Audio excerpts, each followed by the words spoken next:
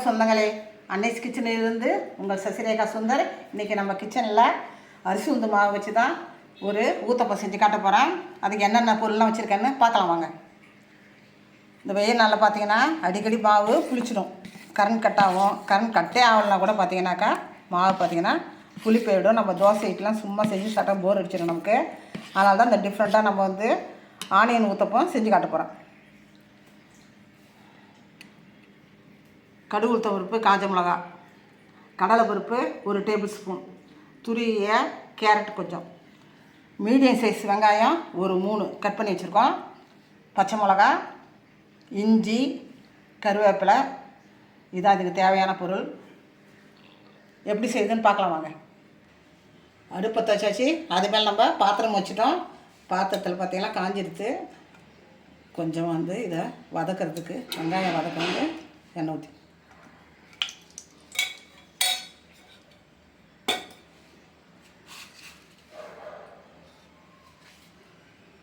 எண்ணெய் காஞ்சிட்டு இப்போ கடுகு தொடுப்பு காஞ்சாலம் போட்டுக்கலாம்.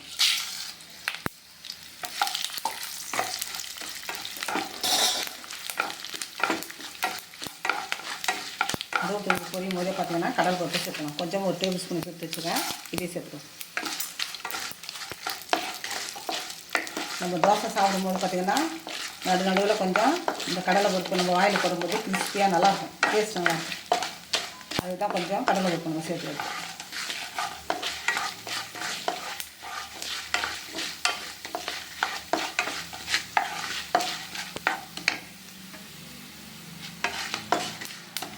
இப்போ இது கூட இஞ்சி, பச்சை மிளகா, கருவேப்பிலை எல்லாம் சேர்த்து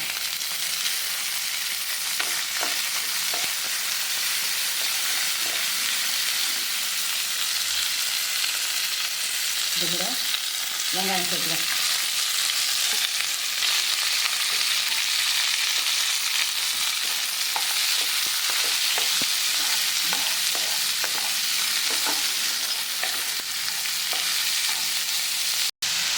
லேசாக வதக்கினாலே போதும், ஏன்னா நம்ம தோசையிலே வந்துடும் இந்த ஆனியன் பார்த்தீங்கன்னாக்கா. அதனால் கொஞ்சம் வதங்கினா போதும். இப்போ நம்ம இதை மாவில் கொட்டிக்கலாங்க.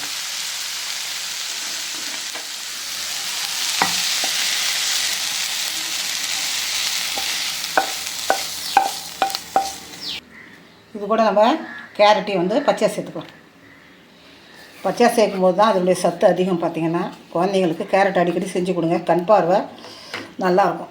நிறைய பசங்க பார்த்திங்கன்னா இப்போ எல்லாம் கண்ணாடி போட்டுக்குதுங்க. அதனால் நீங்கள் பார்த்தீங்கன்னாக்கா கேரட்டை அடிக்கடி குழந்தைங்களுக்கு செஞ்சு கொடுங்க.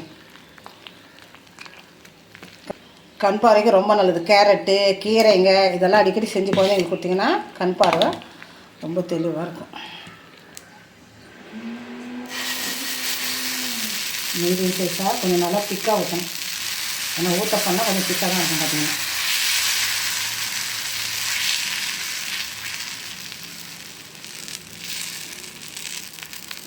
இந்த மாதிரி இருக்கணும்.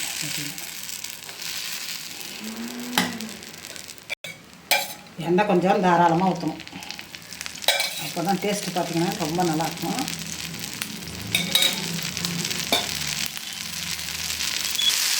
நல்லா சேர்ந்துச்சு. இப்போ நம்ம திருப்பி போட்டாச்சு. அடுத்த பக்கம் சேர்ந்ததும் எடுத்துகிட்டு வந்துருக்கோம்.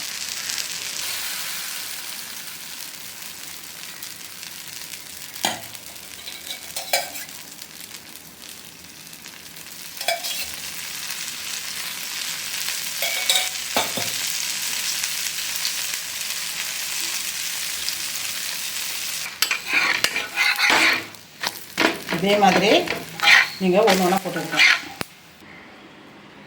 நம்ம அன்னைஸ் கிச்சனில் சூப்பராக ஒரு ஆனியன் ஊத்தப்பம் ரெடியாக எடுத்து, இது ரொம்ப ஈஸி டிஷ் தான். இது நீங்களும் செஞ்சு பாருங்கள். இது சைட் டிஷ்ஷாக பார்த்தீங்கன்னா இட்லி பொடியும் சர்க்கரையும் வச்சுருக்கேன். நான் சைட் டிஷ் இருந்தால் தான் நானே சாப்பிடுவேன். பார்த்தீங்கன்னாக்கா எங்கள் வீட்டில் மற்றவங்களாம் கூட அட்ஜஸ்ட் பண்ணால் கூட நான் எல்லாமே எங்கள் வீட்டுக்காரே பார்த்தீங்கன்னாக்கா ஊருக்கு போயிருந்தால் கூட நான் வந்து சாம்பார் வச்சு ஒரு உருளைக்கிழங்கு வறுவலாக செஞ்சால் சாப்பிட்றாள். நான் எனக்கு சமையலில் பார்த்திங்கன்னா ரொம்ப இன்ட்ரெஸ்ட்டு.